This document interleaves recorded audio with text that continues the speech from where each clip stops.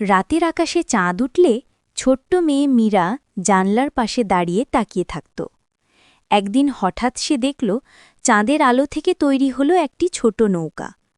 নৌকায় দাঁড়িয়েছিল এক সাদা চুলের পরী লুনা।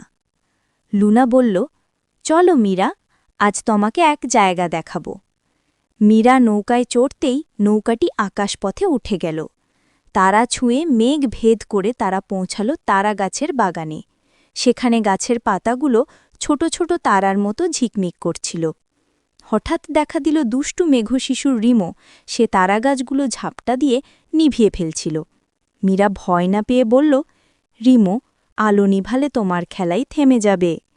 রিমো থেমে গেল। মীরা গাছের পাতায় ফু দিয়ে আবার আলো জ্বালাল। রিমো হেসে বলল, আমি তোমার বন্ধু হতে চাই। মীরা, লুনা আর রিমো তিনজন মিলে রাতভর তারাগাছের বাগানে খেলল।